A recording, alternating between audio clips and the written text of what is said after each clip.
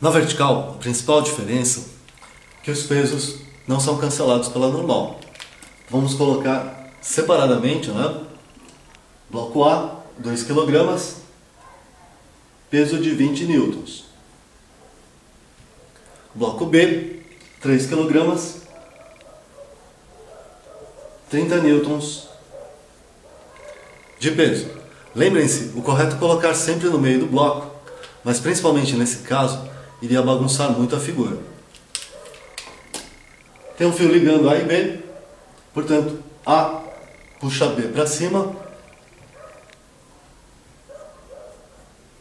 força tensora, né? X, B puxa A para baixo, ação e reação, X também. Uma vez colocadas as forças nos blocos, o procedimento é sempre igual. Nós vamos aplicar a segunda lei olhando os dois blocos em conjunto. X cancela X e eu terei força motriz 60 newtons, peso de A e B para baixo. Primeiro vamos comparar os dois para ver o sentido do movimento. Força motriz sozinha vale 60, peso dos dois vale 50. Portanto, o sistema se move na vertical para cima. Força resultante, 60 menos 50. Isso igual a massa do conjunto desaceleração. 10 igual 5A. Nós temos a nossa aceleração, 2 metros por segundo ao quadrado. Vou aplicar a segunda lei, escolhendo o bloco B para isso. A gente tampa o bloco A. Lembrando que o movimento é vertical para cima, nós teremos X menos 30 como resultante.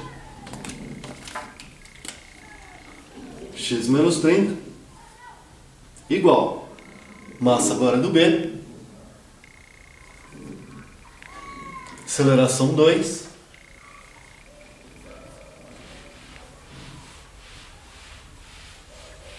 x menos 30 igual a 6, x igual a 36, passando 30 somando.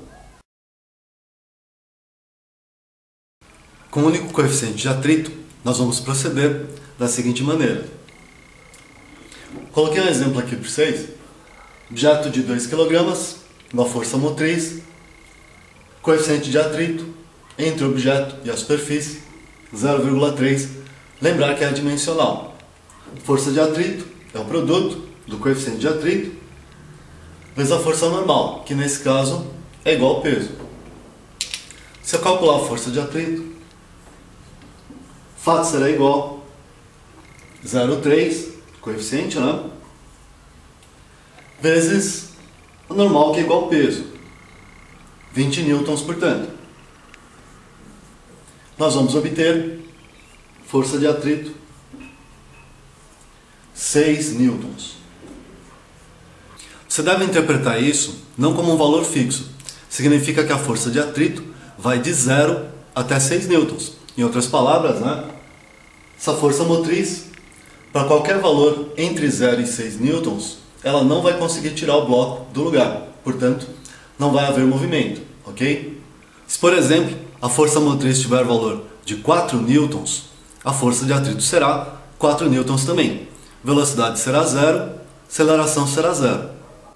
Só quando a força motriz supera 6 newtons é que haverá movimento. Por exemplo, suponha que a força motriz seja 10 newtons. Eu colocaria a força de atrito contrária à solicitação de movimento. Então, o fato é que seria 6 newtons. E eu procederia normalmente aplicando na segunda lei de Newton. Força igual massa vezes aceleração. Vou trocar então, no lugar da resultante, força motriz, que eu assumi como sendo 10 newtons, né? Menos força de atrito, 6, igual a massa vezes aceleração.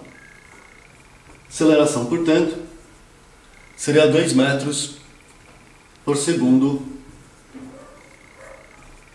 ao quadrado. Nessa abordagem, a gente calcula a força de atrito, compara com a motriz para ver se vai haver movimento, né? Depois, a gente coloca na figura e procede normalmente.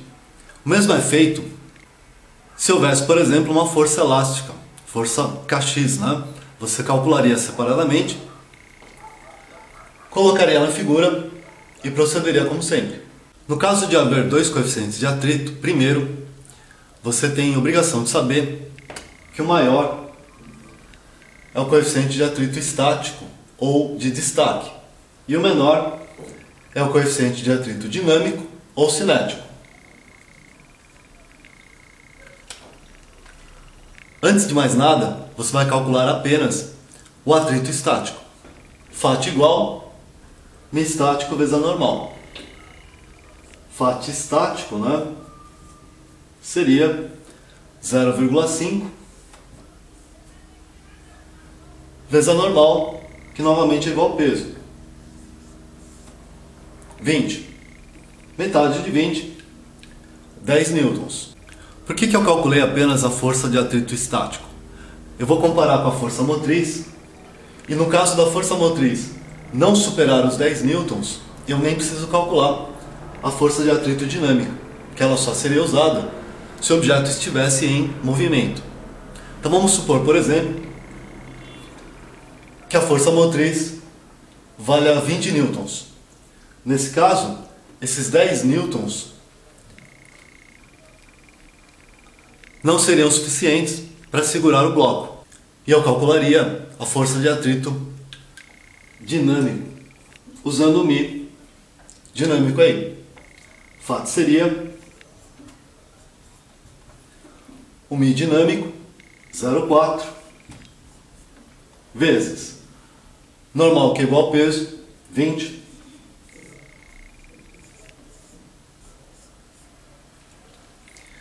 eu obteria 8 newtons. Em seguida, eu colocaria na figura, procederia normalmente. Eu havia suposto que a força motriz valia 20 newtons.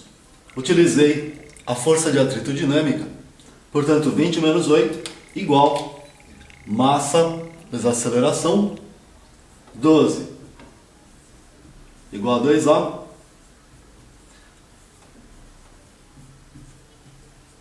aceleração é igual a 6 metros por segundo ao quadrado. Vocês perceberam que a força de atrito estático ela não entra na segunda lei, F igual a ma. Eu só utilizo para comparar com a força motriz e decidir se vai haver movimento ou não.